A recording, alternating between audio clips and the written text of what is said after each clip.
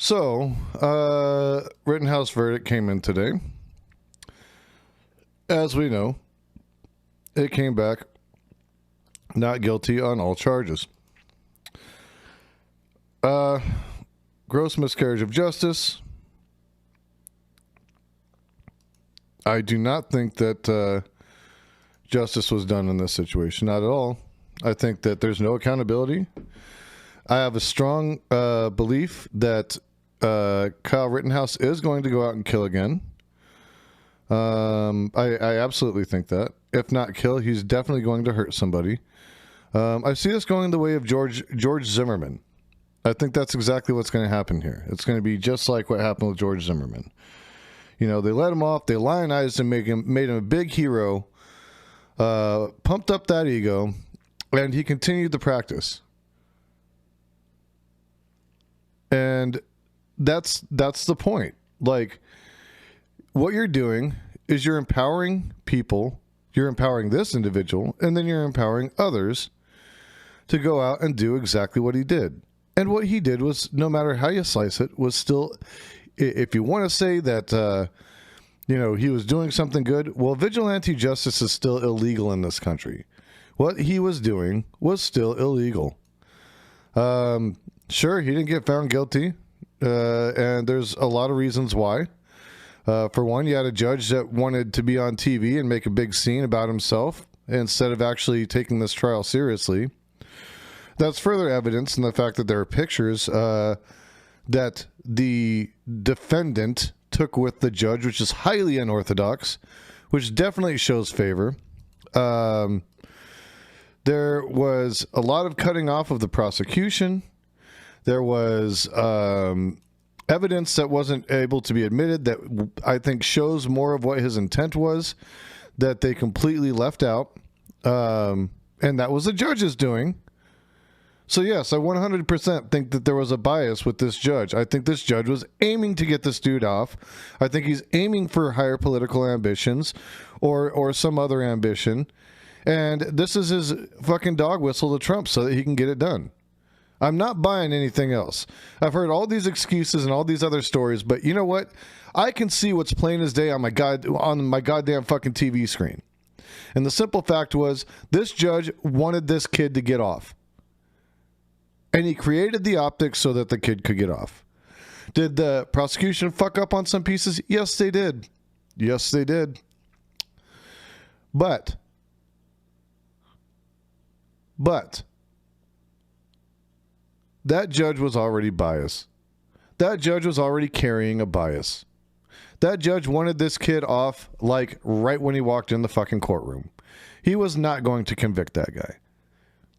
And yeah, if it was a black guy, if it was a black kid that did the same thing, he wouldn't even get a trial. He would have been shot in the fucking street. He would have been shot in the fucking street. No question.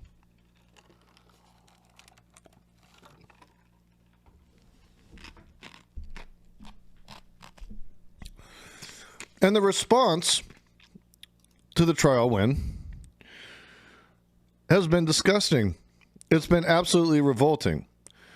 And I want to show you why I say that. There's several reasons, but I'm going to show you a few. Okay? These are items that have popped up on Twitter that just demonstrate the callousness of the right. They don't give a shit about people dying unjustly. They don't fucking care. You know what they care about? They care that their guy won. And that's all that matters to them. That's all they fucking care about. That's all they fucking care about. They don't give a shit about anybody else. They don't give a shit about other people. No. If their guy won, then that's what's good. Not a one of these people gives two fucking shits about the people that died in this incident. Not any of these people are addressing the fact that the guy's mom took him to this place and probably he was raised to do this kind of fucked up shit. Nobody's talking about the fact that he has a propensity for violence and that he was already enacted violence upon a woman earlier before the Kenosha incident, sucker punching her in the back of the head. No, this guy's going to do it again. But you know what Steven Crowder thinks about it? Let's see what Steven Crowder has to say about it.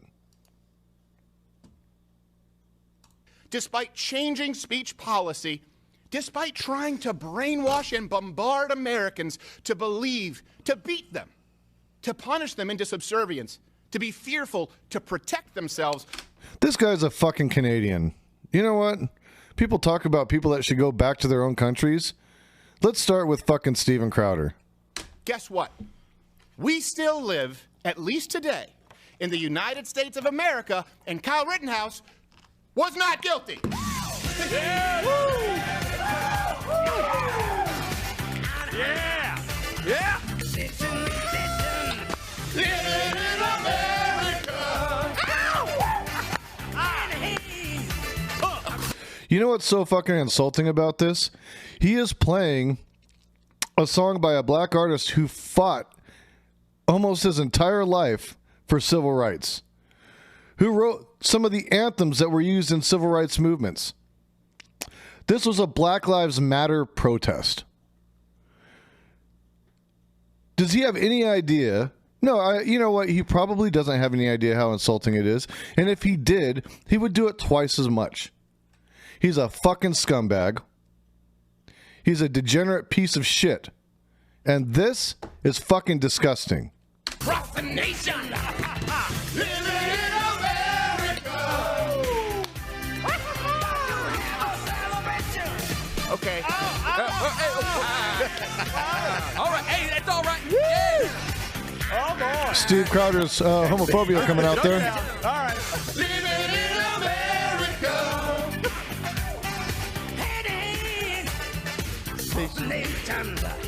All right. Oh, I feel good. Thank you, guys. I got one left, though. I got one. Oh, you got one pop. There we go, baby. Oh, yeah.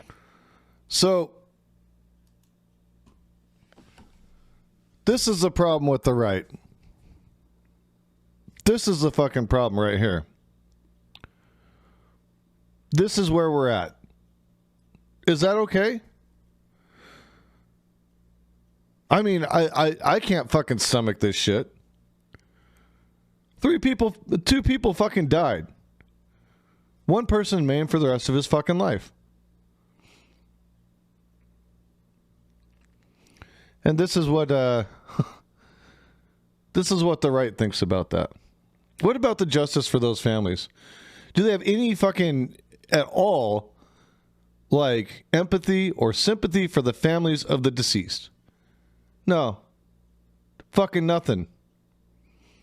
Fucking goddamn nothing. They're going to lionize this kid. They're already, Gates is talking about bringing him on as a congressional intern. So did Madison Cawthorn. Oh, we'll get to him in a moment, too. And you got a nice little picture from Aaron Coulter that was pretty fucking disturbing that I looked at today. I've been going in on Twitter all day, guys. No fucks given.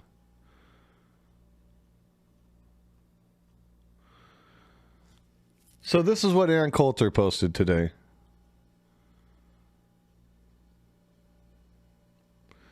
Are you fucking kidding me?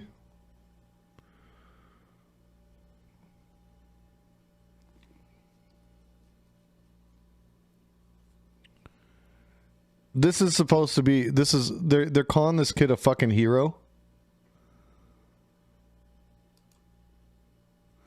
And Tucker Carlson wants to do a fucking documentary and exclusive interview with this kid. This is called rewarding fucking bad behavior. I talk about how Twitch does it all the time. Here's your mainstream media fucking doing the exact same thing. And don't tell me that those fucking riots weren't justified. Kenosha and Ferguson, Wisconsin have had a horrible track record with their policing there. Horrible. Jacob Blake was shot 7 times in the back. Now, I understand they had to subdue a subject who had already tased them. Yes. Okay. I will grant them that at that point the subject may have been dangerous. But not when he's running away from you.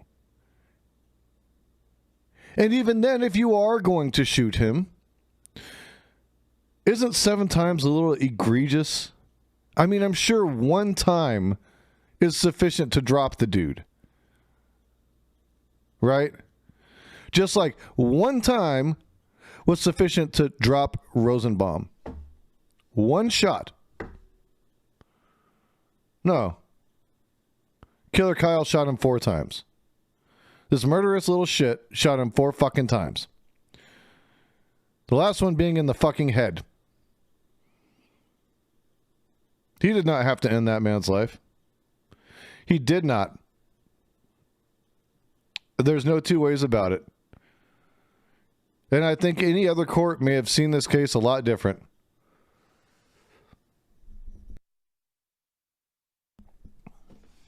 I'd really be interested to hear what the jury had to say. I have a feeling some of those jurors were pressured into that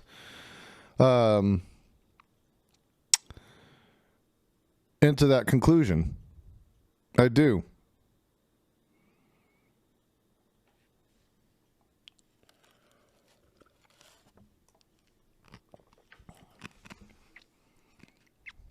I'll be anxious to hear what they have to say, if they want to speak out on it. Yeah, the whole trial was a virtue signal. Yeah, absolutely. Here's something that I, wanted to touch on with this that I thought was really good. Rob Flynn, he's one of my favorite singers and musicians. Great metal singer. Dude, yeah. If you haven't fucking heard of Machine Head, gotta check Machine Head out. Machine Head's fucking awesome. Robin Flynn's fucking genius. And he's very politically astute, and he's a fighter for the left, man. But let's read what he reposted from A.R. Moxon, which I thought was great. It's a little bit long, but you know what? We've got time. I'm going to put some music on, too, just to have something going in the background. It's a little quiet. A little quiet.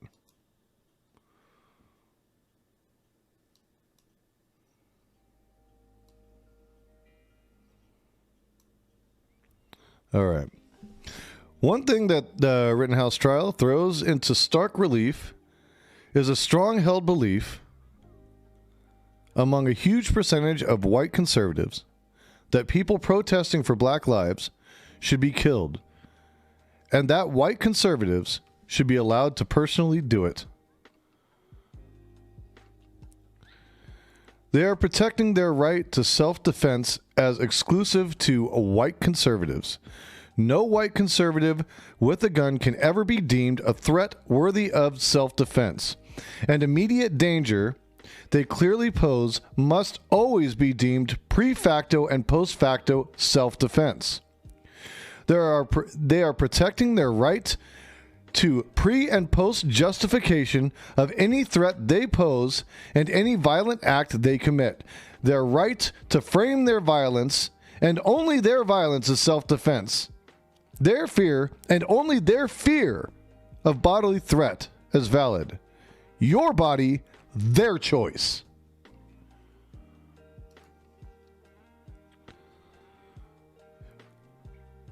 Why did he carry a gun? Self-defense. Why did he shoot? Self-defense. What about the people he shot? They attacked. Could they have attacked in self-defense? No. But he held a deadly weapon. Yes, for self-defense. To white conservatives, self-defense is their exclusive property. Again, to white conservatives, self-defense is their exclusive property. Deadly force is their birthright. They're protecting their right to kill who they see fit to kill, when they see fit to do so. They'll do anything to protect that right. They'll certainly kill to do so.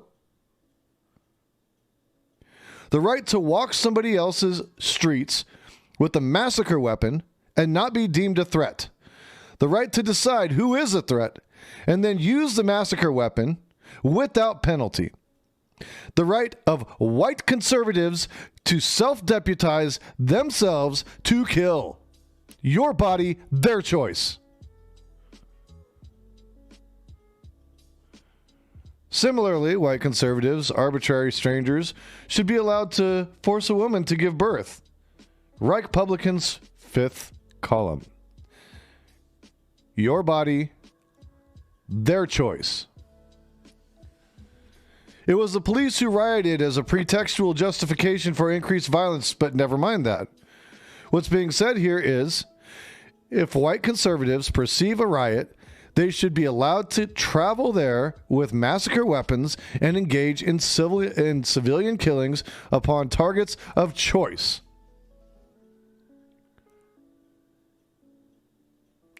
That's what they're saying when they say people weren't protesting, they were rioting.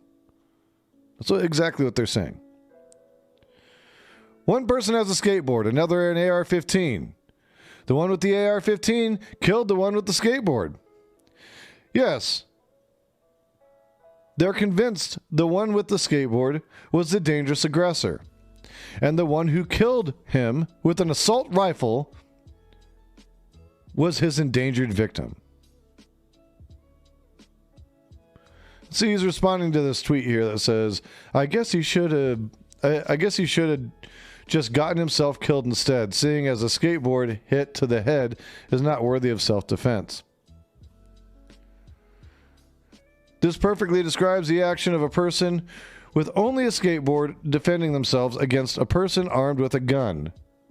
By the white conservative standard, Huber was perfectly within his rights, except they believe that self-defense is their exclusive property.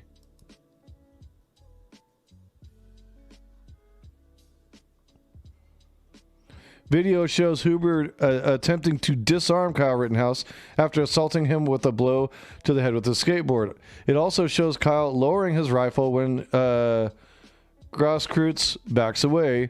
Then when Grosskreutz moves forward and pointed his gun at Kyle, he was shot.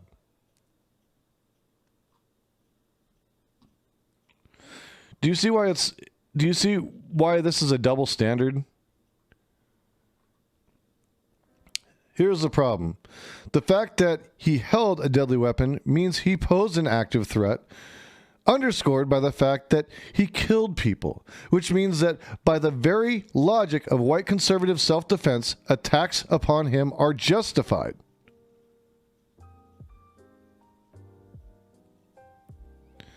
The only way that Rittenhouse's armed presence doesn't invite completely justified attacks in self-defense is if you assume that the use of self-defense is the exclusive property of white conservatives, an assumption that informs every defense I've seen of Rittenhouse. Any threat a white conservative poses to the people around him can be justified by the fact that he feels threatened. Any violence he enacts is therefore self-defense, while no violence enacted by anybody else against a white conservative can ever be self-defense.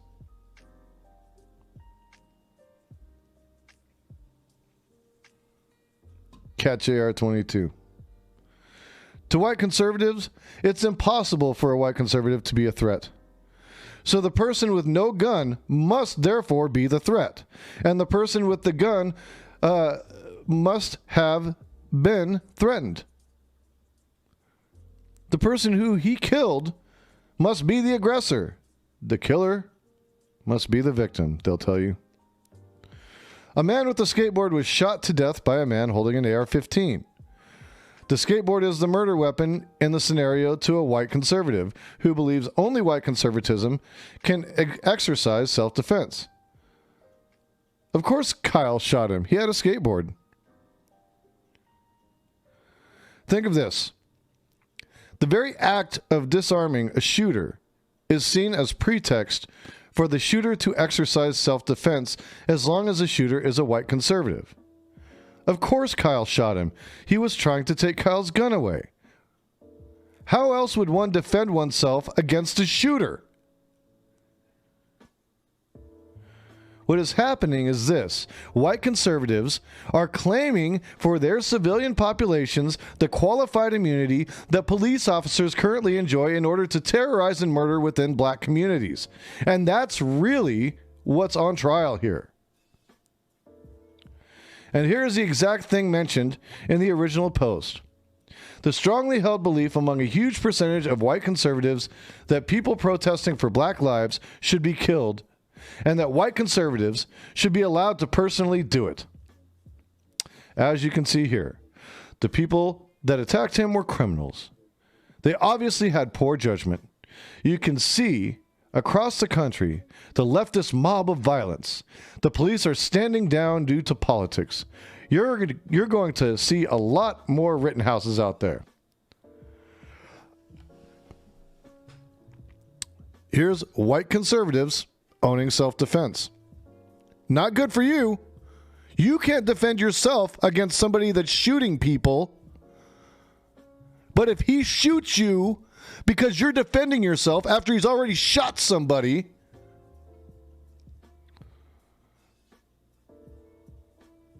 that's perfectly fine.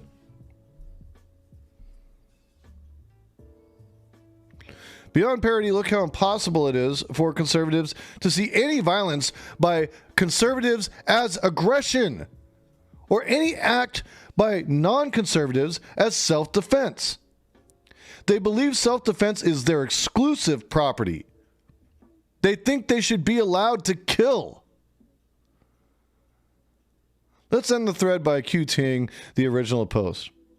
And noting, if you go through the comments, all the conservatives are essentially saying, here's why people protesting for black lives should be killed.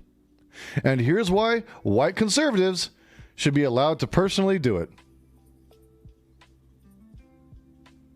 Quite seriously, I think they mostly all say, you're insane. We don't think that. But then every single one of their arguments are, now here's why we're right to think that. I mean, he did what the government should have done. You can wish that this isn't what white conservatives were saying. The only problem is they are saying it.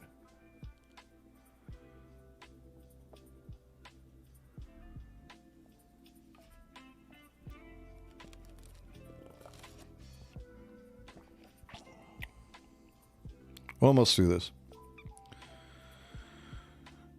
Being a white conservative means bringing an AR-15 to a crowd, shooting 3, killing 2, and still demanding to be understood as not only innocent, but heroic. Not just justified, but peaceful. Look at this. Fuck around with a peaceful armed citizen and find out? That's cute. One thing that the Rittenhouse trial throws into stark relief is a strongly held belief among a huge percentage of white conservatives that people protesting for black lives should be killed and that white conservatives should be allowed to personally do it. One thing that the Rittenhouse trial throws into stark relief is a strong held belief among a huge percentage of white conservatives that people protesting for black lives should be killed and that white conservatives should be allowed to personally do it. And here's a message from Madison Cawthorn. This wonderful piece of shit. Stolen valor, motherfucker. Kyle Rittenhouse is not guilty, my friends. You have a right to defend yourselves. Be armed, be dangerous, and be moral. Kyle Rittenhouse is not guilty, my friends. He said, be armed, be dangerous, and be moral. Who the fuck do you think he was talking to?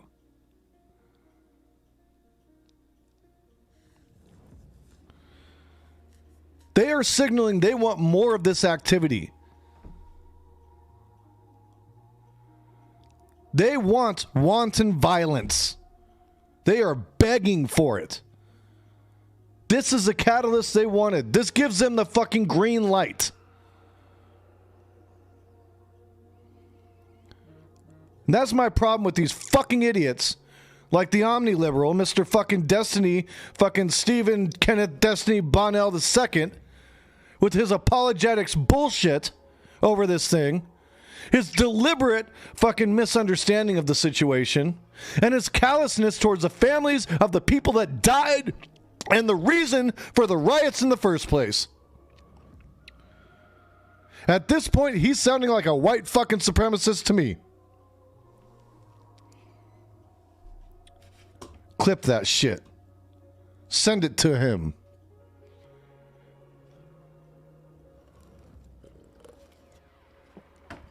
Motherfucker.